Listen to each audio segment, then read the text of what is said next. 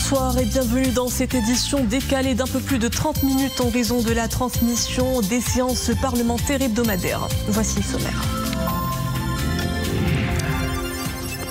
Commémoration du 26e anniversaire de la disparition de feu Sa Majesté le Roi Hassan II. Sa Majesté le Roi Mohammed VI Amir el-Mouminin, accompagné de son Altesse Royale le Prince héritier Moulay el-Hassan, de son Altesse Royale le Prince Moulay Rachid et de son Altesse le Prince Moulay Ahmed, a présidé hier au mausolée Mohammed V à Rabat une veillée religieuse. Son Altesse Royale, la Princesse Lalla Hasna, présidente de la Fondation pour la sauvegarde du patrimoine culturel de Rabat, préside le conseil d'administration de la Fondation. À l'ordre du jour, les réalisations phares de la Fondation pour la période 2022-2023 autour du triptyque éducation, sensibilisation et fédération. Maroc-Brésil, le président du Sénat brésilien est à Rabat.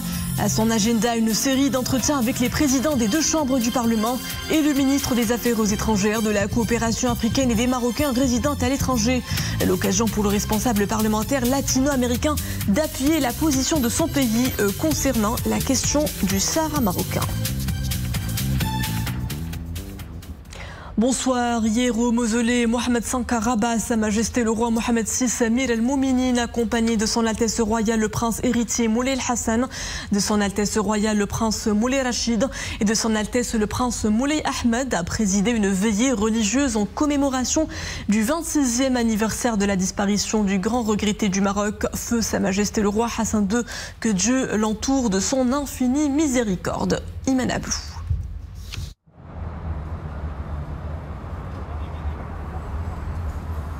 Mausolée Mohammed V à Rabat, une veillée religieuse en commémoration du 26e anniversaire de la disparition du grand regretté du Maroc, feu Sa Majesté le Roi Hassan II, que Dieu l'entoure de son infinie miséricorde.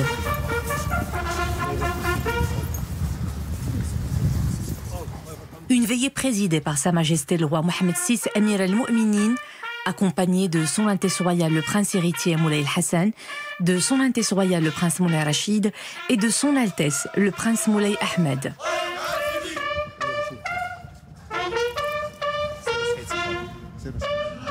La veillée religieuse a été marquée par la récitation de versets du Saint-Coran et la déclamation de panégyriques du prophète Sidna Mohammed, que la paix et la bénédiction de Dieu soient sur lui.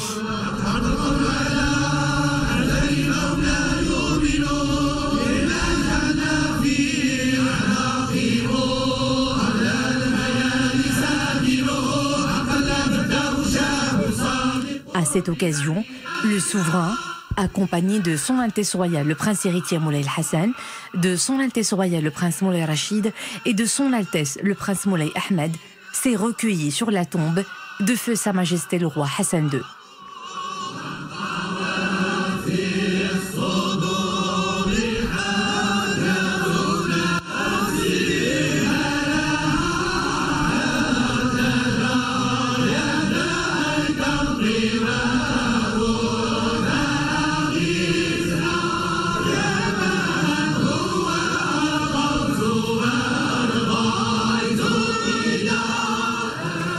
À l'issue de cette veillée religieuse, des prières ont été élevées pour le repos de l'âme de feu Sa Majesté Hassan II et de feu Sa Majesté Mohammed V, et pour implorer le Très-Haut d'avoir les regrettés souverains en sa sainte miséricorde.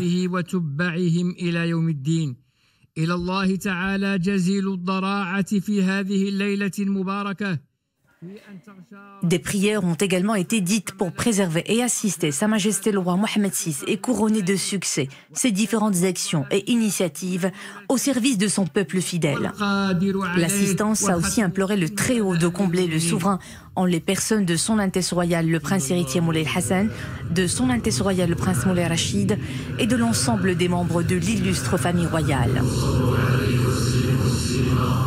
اللهم صل على سيدنا محمد الفاتح لما أغلق والخاتم لما سبق ناصر الحق بالهادي صراط المستقيم وعلى آله قدره ومقداره العظيم سبحان ربك رب العزة عما يصفون وسلام على المرسلين والحمد لله رب العالمين. Ont assisté à cette veillée le chef du gouvernement, les présidents des 2 chambres du Parlement, les conseillers de Sa Majesté le Roi, les membres du gouvernement, les présidents des instances constitutionnelles, les officiers supérieurs de l'état-major général des forces armées royales, les représentants du corps diplomatique islamique accrédité à Rabat et plusieurs autres personnalités civiles et militaires.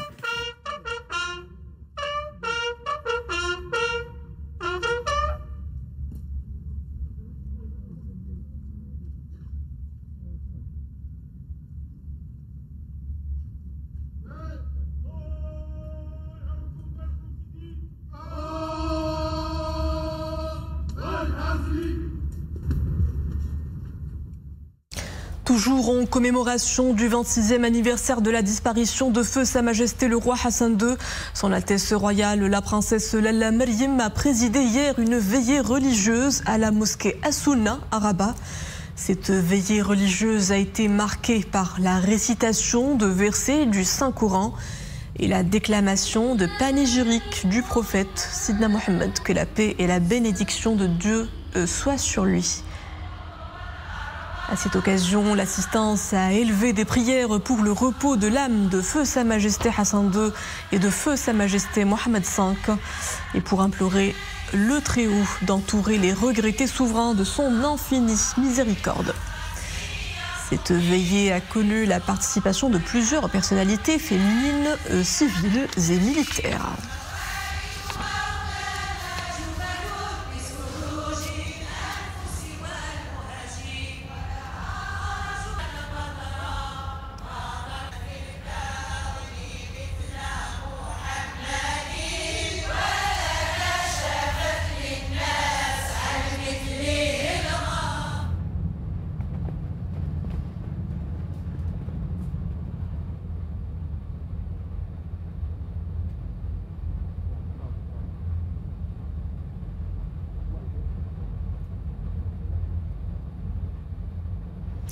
Également à la une de l'actualité, Son Altesse Royale la Princesse Lalla Hasna, présidente de la Fondation pour la sauvegarde du patrimoine culturel de Rabat, a présidé aujourd'hui le conseil d'administration de la Fondation en présence des membres du conseil. Dans son allocution, Son Altesse Royale a mis en lumière les réalisations phares de la Fondation pour la sauvegarde du patrimoine culturel de Rabat pour la période 2022-2023. Des actions menées autour du triptyque éducation, sensibilisation et fédération. C'est un sujet de Houdam Sahel, Arbin Hiri et Abdelrahim Filoul avec Nourdine Loubani et le récit est signé Iman Ablou.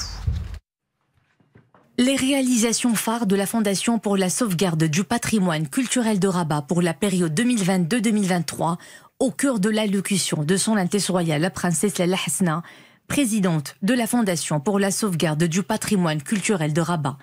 Son Altesse Royale souligne le travail continu de la Fondation avec ses partenaires nationaux des secteurs de la culture et de l'éducation nationale dans les écoles primaires et collèges pour éduquer et sensibiliser à la richesse du patrimoine culturel et à la nécessité de le préserver en concevant des outils pédagogiques qui facilitent l'accès aux notions du patrimoine culturel. Son Altesse Royale, la Princesse Lalla Hasna, a présenté en outre les approches éducatives innovantes de la Fondation qui sont adaptées aux différents contextes géographiques et historiques.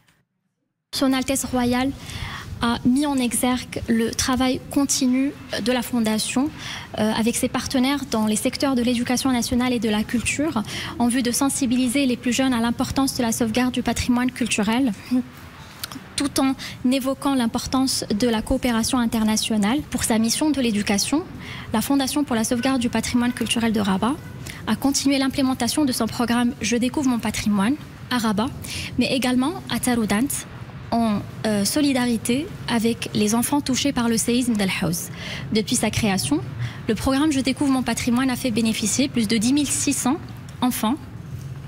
Et pour le programme « Je dessine mon patrimoine », il a fait bénéficier plus de 3 500 enfants avec des centaines d'enseignants et d'éducateurs qui ont bénéficié des renforcements de capacités, des formations dans le cadre des 2 programmes. Par ces initiatives de médiation culturelle, la Fondation encourage la création d'une dynamique de préservation et de transmission du patrimoine impliquant les professionnels, les institutions, la société civile et le grand public. Les années 2022-2023 ont été riches en activités pour la Fondation, conformément à ses missions dans l'éducation, la sensibilisation et la fédération synergique. Pour sa mission de sensibilisation, la Fondation a réalisé des expositions dans le cadre de la facilitation de l'accès au patrimoine et de la culture. Une première exposition, le tapis de Rabat, tout un art, et une deuxième, Rabat, un patrimoine de l'humanité, qui a été inaugurée par son Altesse Royale. Et toujours dans sa mission de sensibilisation, la Fondation a numérisé des sites historiques majeurs à Rabat dans le cadre de son programme de la digitalisation du patrimoine, notamment le dernier site de la Casbah des Oudaya, qui offre une visite virtuelle ouverte pour le grand public. S'agissant du volet fédération, la Fondation a organisé 5 ateliers, rassemblant une trentaine d'experts nationaux et internationaux qui ont traité différents sujets liés au patrimoine culturel, y compris patrimoine face au changement climatique qui a eu lieu lors de la COP28 à Dubaï. Son Altesse Royale, la princesse Lal Hasna, qui préside la Fondation, a initié et défini une politique ambitieuse en faveur de la sensibilisation des habitants de Rabat et de ses visiteurs. Le patrimoine d'une ville n'étant préservé durablement que lorsque sa population en a compris la valeur et s'y est attachée. La Fondation continue ainsi de développer des programmes autour du triptyque éduquer, sensibiliser et fédérer. Puissant levier d'inclusion et de cohésion, le patrimoine de Rabat est un véritable moteur de développement social, économique et culturel. La Fondation mène ainsi des actions régulières de découverte du patrimoine auprès du grand public, notamment les plus jeunes, afin de créer ce lien affectif, garant du respect et de la préservation de leur patrimoine. Retour sur les grandes lignes du discours royal marquant l'ouverture de la session d'automne du Parlement, un discours dans lequel Sa Majesté le Roi s'est félicité de la position de la République française qui soutient la souveraineté du Maroc sur l'ensemble du territoire du Sahara et qui appuie l'initiative d'autonomie dans le cadre de l'intégrité territoriale marocaine comme seule base pour le règlement de ce conflit régional artificiel. Cette évolution positive qui fait prévaloir le bon droit et la légitimité par la reconnaissance des droits historiques du Maroc est portée par un grand pays doté du statut de membre permanent au Conseil de sécurité et reconnu comme un acteur influent de la scène internationale, a assuré le souverain. Le souverain a saisi cette occasion pour affirmer que la prochaine étape exige de tous un surcroît de mobilisation et de vigilance pour conforter durablement la position de notre pays. Pour un décryptage, l'analyste politique Driss Laïsaoui est avec nous. Bonsoir. Bonsoir. Alors, ces nouvelles percées au plan international de la proposition marocaine d'autonomie sur les provinces du Sud sont au cœur du discours royal adressé au Parlement à l'occasion de l'ouverture de la session d'automne. La dynamique internationale et la mobilisation nationale impulsée par le souverain autour de ce dossier portent leurs fruits. En témoigne le ralliement de grandes puissances mondiales comme l'Espagne, l'Allemagne ou encore la France. Comment ces soutiens en cascade impacteront la gestion de ce dossier au niveau du Conseil de sécurité ? C'est une remarque importante. Il faut absolument regarder que la question parlementaire, la question, on va dire, du Sahara, qui est une affaire stratégique pour le Royaume du Maroc, est aujourd'hui au cœur des priorités des Marocains. Et c'est ce qui explique aussi que Sa Majesté le Roi ait choisi de consacrer tout son discours, qui est généralement consacré au travail parlementaire, aux orientations données aux partis politiques, etc. Mais cette fois-ci, l'heure était au fait de souligner que le Maroc a terminé avec ce dossier et que finalement, la marocanité du Sahara est un acquis. D'autant plus que, d'ailleurs, vous l'avez dit dans votre présentation, Sa Majesté le Roi a remercié la France, l'Espagne, et il a également remercié les habitants des provinces sahariennes. Et très probablement, on pourrait aussi dire de notre côté que les pays scandinaves ont eux aussi apporté leur soutien à la marocanité du Sahara. Pourquoi je dis ça? Tout simplement parce que ce sont des pays qui ont décidé d'ouvrir des consulats. Quand on dit ouvrir un consulat, ça veut dire qu'on apporte du personnel spécifique, spécialisé, professionnel qui vient faire du business, qui vient travailler, qui vient préparer l'avenir. Et l'avenir, la ville de Dakhla, la ville de Laayoune sont véritablement la clé de l'avenir pour beaucoup de gens, pour beaucoup de secteurs. Et c'est la ville de Dakhla et la ville de Laayoune et les provinces sahariennes sont l'arrière-pays de tous les autres pays africains.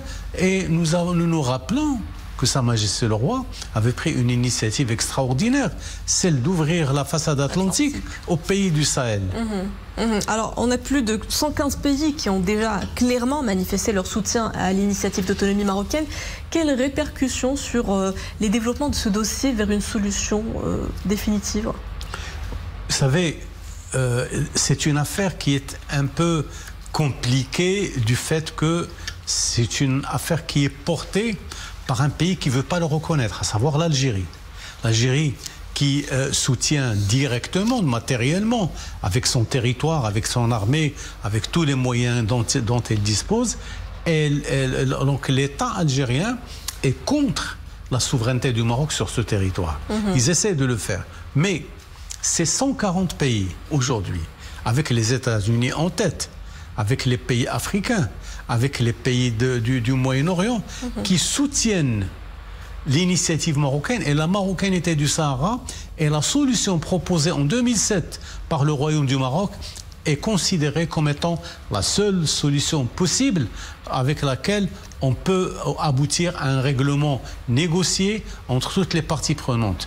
Mais de toutes les manières, je pense que les Marocains sont, disons, ils sont confiants et ils sont patients pour arriver à ce résultat, et ça doit se faire incessamment sous peu. On reviendra, Driss Issaoui, plus longuement sur cet élan de soutien grandissant à la première cause nationale, mais à présent, focus sur ce partenariat de longue date qui ne cesse de fructifier. Maroc, Brésil, les deux pays mutualisent leurs ressources dans des secteurs à fort potentiel et aspirent désormais à construire un avenir d'opportunités. Une ambition affichée à la faveur de l'arrivée aujourd'hui à Rabat du président du Sénat brésilien, Rodrigo Pacheco, en visite officielle dans le royaume. Le responsable brésilien a eu une série d'entretiens avec le président de la Chambre des représentants, Rachid Talbi Alami, le président de la Chambre des conseillers pour la seconde moitié de l'actuelle législature, Mohamed Ould Rachid, avec à l'ordre du jour le renforcement de la coopération parlementaire. Le président du Sénat brésilien s'est également entretenu avec le ministre des Affaires étrangères, de la coopération africaine et des Marocains résidant à l'étranger, Nasser Bourita. Là encore, le président du Sénat brésilien aspire à hisser ses relations avec le Maroc, un partenaire commercial important pour le pays à des niveaux supérieurs, souligne-t-il. Et à l'issue de ces entretiens avec le ministre des Affaires étrangères, de la coopération africaine et des Marocains résidant à l'étranger, Nasser Bourita, le président du Sénat brésilien, Rodrigo Pacheco, a déclaré à la presse que la politique suivie par le Maroc concernant la question du Sahara se caractérise par le sérieux. Et le responsable parlementaire brésilien de préciser que son pays a pris une position formelle à l'égard de cette question. Écoutons la déclaration du président du Sénat brésilien, Rodrigo Pacheco. La politique suivie par le Maroc concernant la question du Sahara se caractérise par le sérieux. Le Brésil a toujours adopté une position constructive et sensée en ce qui concerne ce conflit régional. Le moment est opportun pour notre pays de considérer la proposition d'autonomie présentée par le Maroc comme base réaliste et pragmatique d'une solution politique conforme aux résolutions du Conseil de sécurité des Nations Unies. Driss Issaoui, nous venons d'écouter la déclaration du président du Sénat brésilien qui considère la proposition d'autonomie présentée par le Maroc comme base réaliste et pragmatique d'une solution politique au conflit régional autour du Sahara marocain. Quel commentaire faites-vous de la position brésilienne concernant la première cause nationale? Le Brésil, qui, rappelons-le, est un pays d'une grande influence diplomatique en Amérique latine, un pays qui n'a jamais reconnu la pseudo-raste. Absolument. Vous savez, nous sommes en train de dire quoi? Nous sommes en train de concrétiser la demande faite par Sa Majesté le Roi aux parlementaires marocains. Il leur a dit, levez-vous, travaillez, mobilisez-vous, faites le nécessaire et faites fonctionner le mécanisme et l'outil de la diplomatie parlementaire. Et là, la diplomatie parlementaire est vraiment présente. Et aujourd'hui, nous avons qui? Nous avons le président du Parlement brésilien qui vient au Maroc, qui reconnaît que le Maroc a fait des efforts énormes pour les grands chantiers, mais particulièrement pour l'affaire du Sahara. Il considère que c'est une initiative excellente et que finalement, c'est le seul moyen réel qui permettra au Maroc de résoudre ce problème à moyen et à long terme. Je vous remercie, Driss Issabli, analyste politique, pour tous ces éclairages. Merci à vous. Direction à présent le Luxembourg, où le haut représentant de l'Union européenne pour les affaires étrangères et la politique de sécurité, vice-président de la Commission européenne, Josep Borrell, a réaffirmé lors d'une conférence de presse l'immense valeur que l'Union européenne accorde de partenariat stratégique avec le Maroc. Les 27 souhaitent approfondir le partenariat liant le Maroc et l'Union européenne, qui est un partenariat de longue portée, de longue durée, très dense et approfondi, a déclaré le haut représentant de l'Union européenne qui présentait lors d'une conférence de presse les conclusions du Conseil Affaires étrangères de l'Union européenne tenu à Luxembourg. Nous avons noué des relations amicales et une coopération à plusieurs facettes avec le Maroc et nous souhaitons la poursuivre et la renforcer durant les mois à venir, a-t-il assuré, ajoutant que les ministres des Affaires étrangères de l'Union européenne ont pris note des arrêts de la Cour de justice de l'Union européenne sur les accords de pêche et agricoles Union européenne-Maroc. Le chef de la diplomatie de l'Union européenne a réitéré à cet égard le contenu de la déclaration conjointe avec la présidente de la Commission européenne Ursula von der Leyen, ayant réaffirmé l'engagement du bloc européen en faveur de davantage de préservation et de renforcement des relations étroites avec le Maroc dans tous les domaines. La pluie a fait son grand retour à notre grand soulagement. De fortes précipitations ont arrosé hier plusieurs de nos régions. Dans le sud de l'Oriental, les récentes pluies ont revigoré les sols et renfloué les retenues d'eau. C'est le cas autour de l'oued de Tensift. Autre région des plus touchées par cet épisode pluvieux, Marrakech, où les habitants de plusieurs quartiers résidentiels se sont retrouvés les pieds dans l'eau, provoquant des dommages au niveau des artères et des habitations. Ailleurs, les pluies ont débordé vers les provinces d'Arachidiak, Tsrarna, Al-Haouz, Chichawa, Hamna, Tinrir, Taroudan, Ouarzazat, Tata et Assazak.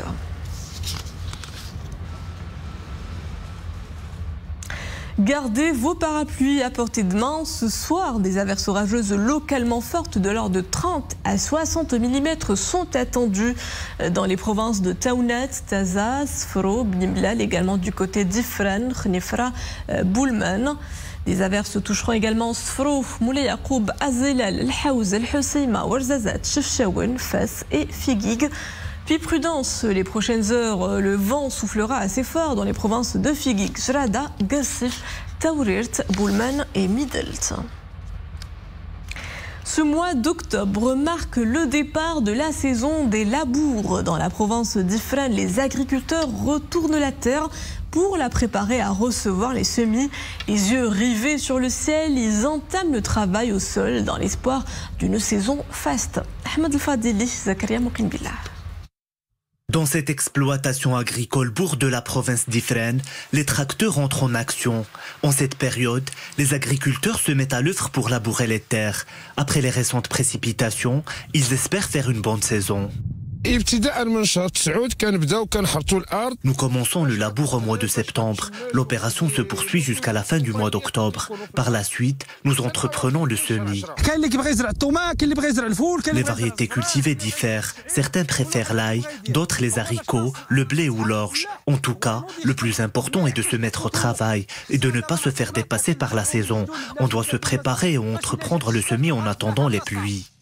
Et fort heureusement, les pluies sont déjà là. Pour en bénéficier, les agriculteurs appliquent des techniques spécifiques de labour. En parallèle, l'Office national du conseil agricole prend un ensemble de mesures pour accompagner les agriculteurs.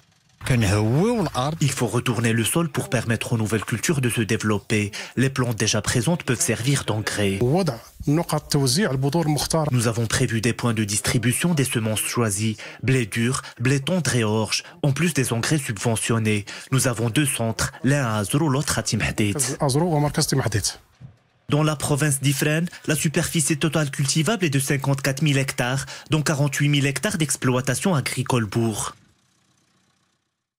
Direction Stockholm, où le prix Nobel d'économie récompense cette année un trio, l'américano-turc Daron Acemoglu ainsi que les britanno-américains Simon Johnson et James Robinson pour leurs travaux sur les écarts de prospérité entre les pays.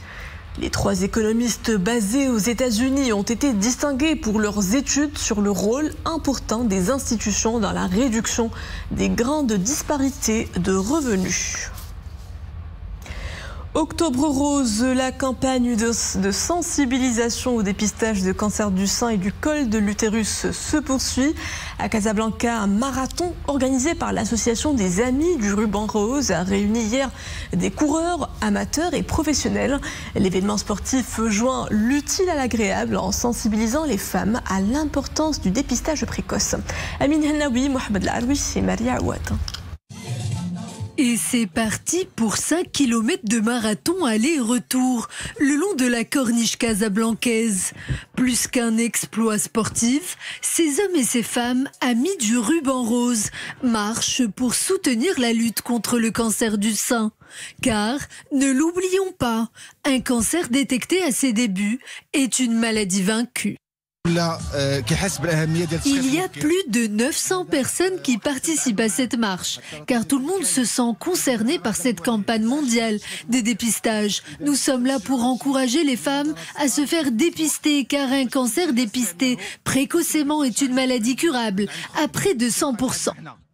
Mobilisées, ces femmes, dont certaines étaient encore en traitement quelques heures à peine avant l'événement, défilent comme un pied de nez à la maladie, car le simple fait de bouger rapporte de nombreux bénéfices sur la santé, en aidant notamment à supporter les effets secondaires liés au traitement. Je suis venue à Casablanca pour participer à cette marche blanche en soutien aux Amis du Ruban Rose. C'est important pour moi d'être là pour soutenir cette cause qui me tient particulièrement à cœur. La pratique d'une activité sportive est nécessaire, que l'on soit malade ou non. D'ailleurs, il y a beaucoup de femmes qui participent à cette marche alors qu'elles étaient en chimiothérapie la veille. C'est dire le pouvoir de la marche. En coordination avec 27 pays européens, ces marches pour l'espoir sont un message d'unité et de force pour toutes celles qui luttent de près ou de loin contre cette maladie dont le taux de guérison avoisine aujourd'hui les 90%.